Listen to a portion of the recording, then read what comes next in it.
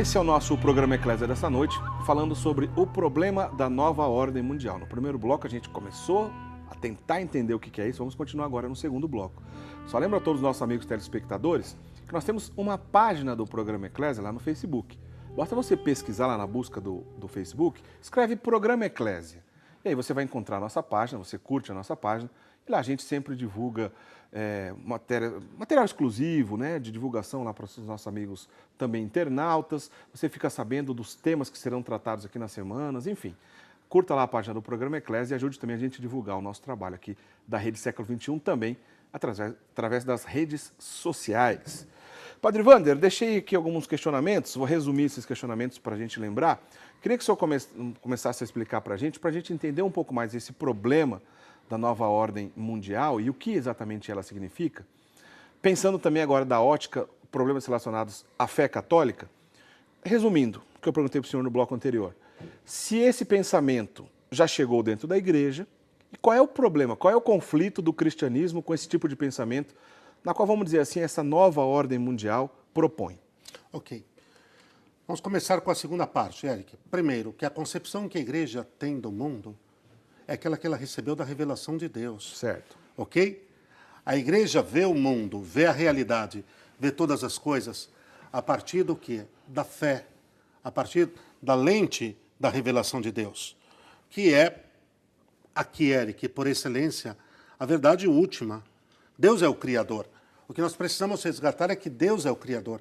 E somente aquele que criou sabe exatamente qual é a realidade de cada coisa. Para que aquilo foi criado? Qual a sua finalidade?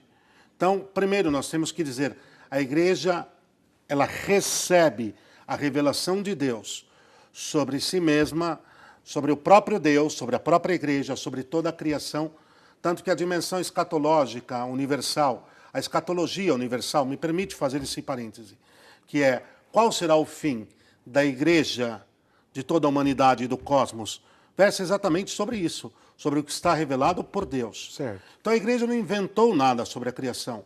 A igreja, a visão que ela tem sobre o mundo é aquela que ela recebeu de Deus e plenamente de nosso Senhor Jesus Cristo. Sobre si, a igreja é sal da terra e luz do mundo.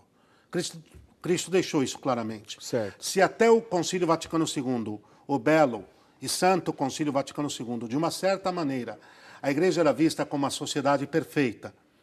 E após o Concílio Vaticano II, precisou haver esse salto não de compreensão doutrinária do que é a igreja, porque a afirmação do que a igreja já está solenemente proclamada para sempre. Certo. A igreja é o sacramento universal de salvação, como afirmou tão santamente o Concílio Vaticano II.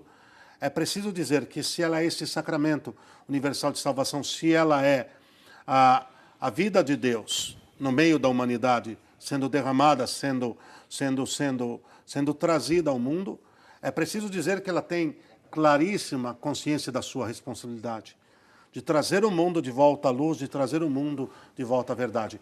E aqui, Eric, no que a concepção da igreja conflita com a concepção de mundo que tem aqueles que querem implantar esta nova ordem mundial, é o conflito que existe entre a verdade e a mentira, entre a luz e as trevas. Então, por exemplo, quando a igreja recebe de Deus a revelação do que é o homem, do que é a criação, e vem uma outra concepção dizendo que o homem não é exatamente o homem, que o homem, que a criação não é exatamente a criação, que a verdade não é exatamente a verdade, mas com um argumento totalmente frágil, totalmente torpe, totalmente falacioso, é preciso que a igreja reafirme a verdade sem medo e de forma profética e com autoridade. Indo ao outro ponto, esse pensamento, esse ensinamento invadiu a igreja? Não a igreja enquanto instituição, Certo. não a igreja enquanto doutrina, não a igreja enquanto ensinamento magisterial, mas em forma de cultura, em forma de pensamento, corroeu. Atacou, corroeu, viralizou vários segmentos, sem dúvida alguma, da igreja, inclusive o ensinamento preparatório, por exemplo, para os futuros sacerdotes. Vou te dizer uma coisa com muito carinho, Eric. Há um certo nível de reflexão filosófica e de reflexão teológica que foi totalmente contaminado pelo mesmo tipo de pensamento, pela mesma categoria de pensamento que deu margem, que deu fôlego, que deu meta àqueles que querem executar uma nova ordem mundial. Ou seja, imaginem os que não acreditam em Deus, os que não aceitam Deus, pensando igual àqueles que estão sendo preparados para servirem ao Senhor. Ou dito de outra maneira, melhor dizer assim, imaginem os que estão sendo preparados para servir ao Senhor, pensando da mesma maneira que aqueles que não aceitam a Deus, que negam a Deus, que são contra a Deus e a sua igreja. Onde você acha que dá isso, Eric? Olha, o assunto não é fácil de entender, mas o senhor fez uma boa explicação. Eu só queria resumir sobre isso, se está certo pensar assim ou não. Não é só questão de existir no mundo uma visão cristã, uma visão católica, e uma visão de alguns globalistas na qual estão pretendendo pensar um Deus, uma religião universal, sem dogma, sem um Deus exatamente claro de quem é. Não é só questão assim do ponto de vista, temos essa opção X, A e B. É isso. Uma é a verdade pré-estabelecida e outra é uma confusão tremenda.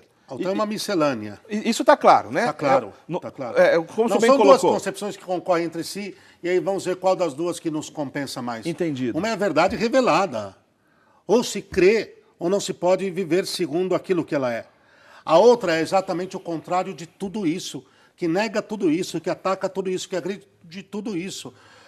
Se quiser chegar lá na frente, mas, por exemplo, Eric, a concepção sobre o ser humano. Criado à imagem e semelhança de Deus. Olha a revelação no Gênesis sobre o homem e a mulher. Que coisa estupenda e maravilhosa. Olha o tipo de compreensão, o tipo de explicação que propõe aqueles que estão aí na base da implantação de uma nova ordem mundial sobre o que é o homem e a mulher, e você fica chocado, Eric. Eu acho que eu vou puxar um assunto aqui, talvez vai ficar mais claro para o nosso amigo telespectador. Algum tempo atrás, já há alguns anos, eu diria, não sei bem quanto tempo, nós Pondo a coisa no nível das certo, ideias, você vai fatiando. Não, tá legal. Nós fizemos um programa aqui mesmo no Eclésia sobre a teologia da libertação. Aliás, está lá no nosso site, no portal da Rede Século XXI, rs21.com.br/Eclésia é a nossa página. Todos os programas estão disponíveis. Um deles que estão lá disponíveis para você assistir, que o Padre Wander fez conosco, é a teologia da libertação, o problema da teologia da libertação. Eu me lembro que logo no início daquele programa eu perguntei para o senhor, Padre Wander, o que é a teologia da libertação? O senhor em 30 segundos respondeu, uma teologia sem Deus, né? Uma teologia sem Deus. No comecinho daquele programa eu me lembro que o senhor respondeu isso aí.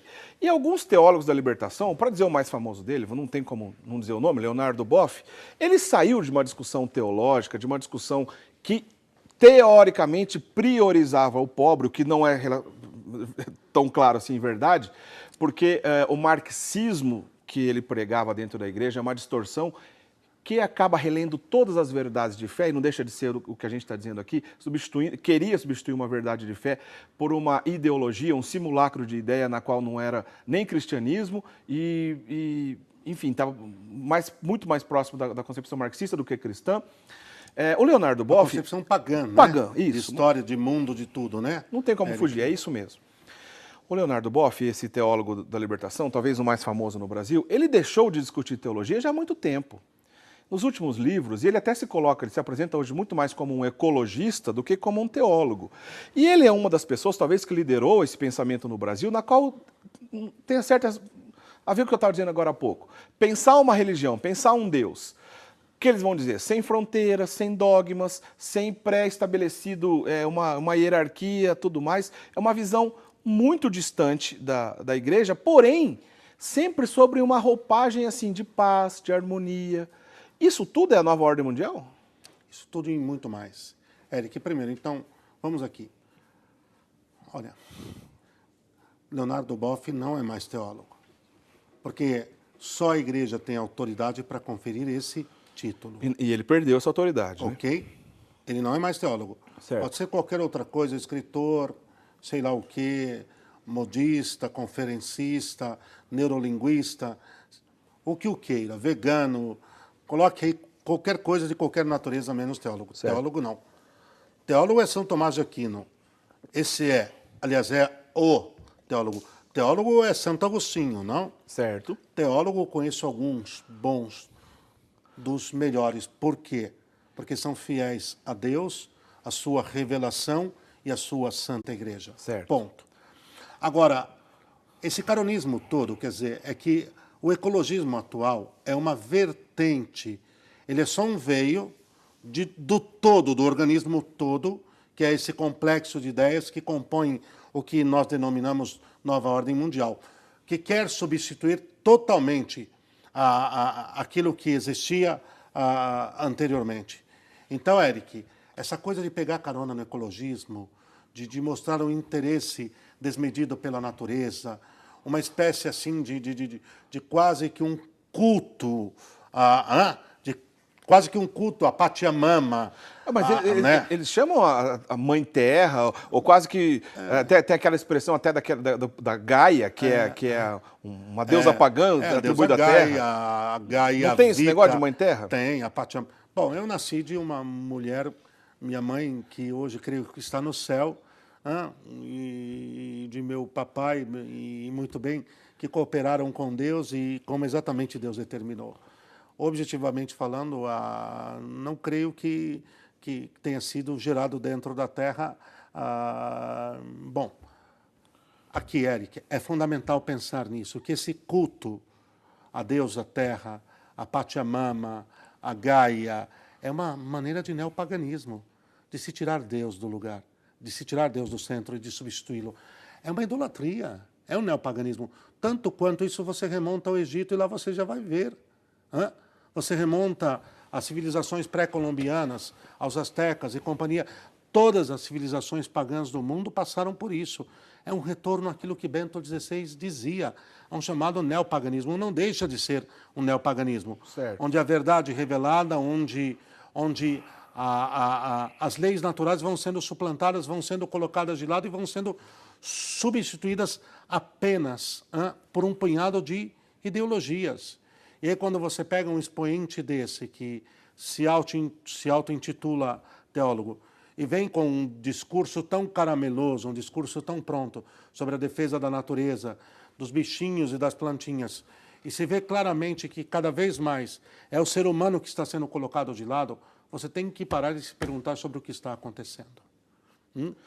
Quando esse discurso da base, quando esse discurso da base, para que um punhado de organismos investam aí milhões e milhões e milhões de dólares para proteger tudo isso, enquanto o ser humano, que é a obra-prima de Deus, vem sendo colocado cada vez mais no escanteio, para não dizer no lixo, é hora de parar e dizer, tem alguma jogada muito torpe, muito mórbida aí por trás. Porque não tem problema a gente pensar na natureza enquanto criação, mas só que tem uma ordem aí. Deus, claro, por cima, o homem muito abaixo de Deus e a natureza abaixo do homem. Né? Não tem como a gente pensar algo diferente. Mas nesse tipo de discussão, eu acho que o senhor está querendo, não sei se o senhor está querendo dizer isso, mas eu pergunto ao senhor se isso também é dessa maneira, quase que, como o senhor fala, tira o homem do centro, de repente coloca o homem como o vilão da história.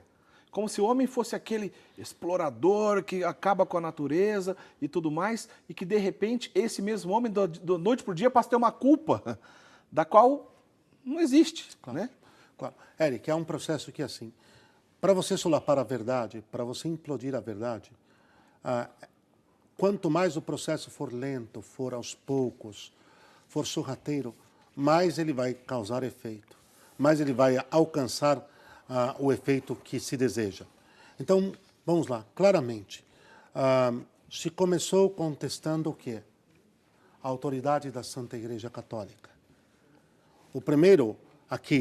A primeira contestação, o primeiro golpe foi na autoridade da Igreja. Certo. A Igreja como depositária, tutelar e transmissora da verdade universal para todos os povos, para todas as nações e para todos os tempos. Na sequência, se chegou à contestação claramente do quê? De Deus. Primeiro se contestou que a Igreja fosse a tutelária da revelação, certo, e a transmissora. Depois, ainda abrindo para a possibilidade de que Deus tivesse se manifestado em outras religiões, e outros credos e outras culturas, se chegou agora à contestação de Deus. E aí, no último momento, é claro, a contestação de seu filho, de seu ungido, e, enfim, a contestação do homem. O fato é que essas investidas, o fato é que esses ataques são programáticos para ir desinstalando, para ir desenraizando a verdade do coração do homem, E o homem, quando ele nega Deus, acreditando que ele vai se colocar no lugar de Deus, olha o que ele colhe como fruto disso. Enfim, o descarte dele mesmo, Eric. Enfim, o abandono dele mesmo. Enfim, a substituição dele mesmo. Aquele escritor inglês, só para citá-lo, C.S. Lewis, tem uma obra chamada A Abolição do Homem. Vale a pena pensar no que ele diz ali. Que o mundo que propugna viver sem Deus, fatalmente ele já abriu o caminho para a aniquilação da sua criatura mais preciosa, o homem. Pensa nisso, Eric. Olha, foi bom você citar um livro, porque eu disse aqui no bloco anterior que indicaria aqui um livro sobre esse assunto. Pedi para o nosso diretor, o Bruno, coloca aí, por favor, Bruno, a capa desse livro. Você está vendo aí a capa desse livro, ó. Poder Global e Religião Universal, né, do Monsenhor Juan Cláudio Sanahurra. Sanahurra, é difícil de pronunciar. Ele era espanhol? Ele era argentino. Argentino? Era argentino de língua espanhola, né? Entendi. Bom, o Monsenhor Sanahurra, difícil de pronunciar, ele escreveu esse livro que é uma obra-prima desse assunto. E olha, esse livro não se trata assim, por exemplo, de um achismo, ou alguma pessoa vai dizer assim, mas isso aí é quase que uma teoria da conspiração. Será que está tudo isso mesmo? Olha, não é assim, gente. É o fruto de um estudo sistemático, com provas, com indicações, exatamente uma pesquisa muito bem feita. Esse livro a gente indica, não tem nada a ver com propaganda, não é isso não. A gente indica para dizer o quê? Que ele apoiou esse conteúdo que a gente está conversando aqui e que é uma boa referência para aprofundar, né, nesse conteúdo. Agora, já até onde nós conversamos, tenho certeza que o nosso telespectador já entendeu um pouco mais do que a gente está dizendo, mas o senhor usou algumas palavras aí que deixa claro, né?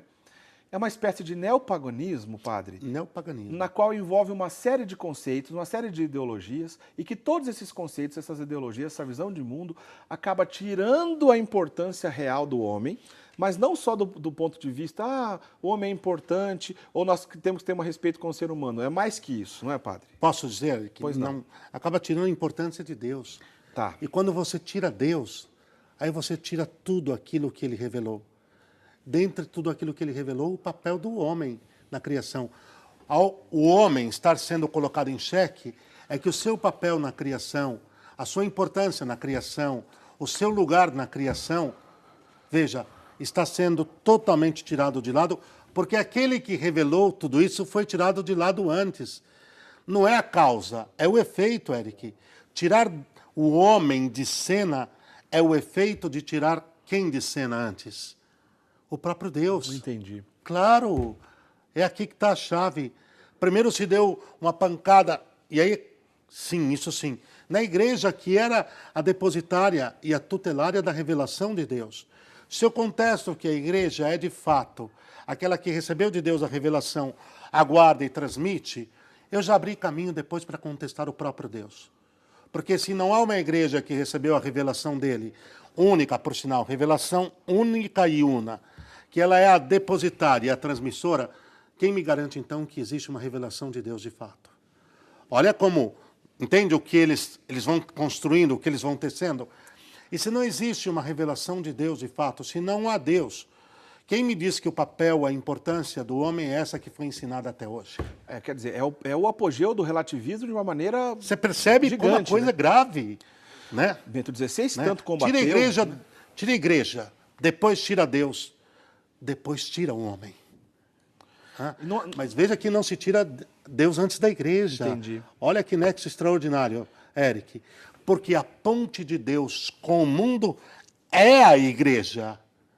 Então, se eu quero cortar isso, se eu quero negar a sua existência, se eu quero negar a presença dele, primeiro eu preciso implodir o quê? A sua ponte, para impedir que chegue. E aí depois eu faço outro processo. Olha, padre, eu vou fazer uma pergunta também para o senhor, que o senhor responde no próximo bloco. A gente está falando de nova ordem mundial, problemas relacionados à nova ordem mundial. Tem uma expressão muito famosa chamada nova era, em inglês, né, New Age. New Age. E principalmente nos anos 90, tenho certeza que nosso telespectador que está nos assistindo certamente já ouviu alguma coisa relacionada à nova era, New Age. Nos anos 90, a gente falou muito sobre isso. Símbolos, um aglomerado de crenças esotéricas e tudo mais. Pseudo-religiosas. A pergunta que eu faço para o senhor vai responder depois do intervalo. New Age, nova era, tem alguma coisa a ver com essa nova ordem mundial? Só responde já pra gente, por favor, perfeito. tá bom? Não sai daí, daqui a pouquinho a gente tem mais um bloco conversando sobre o problema da nova ordem mundial. A gente volta já.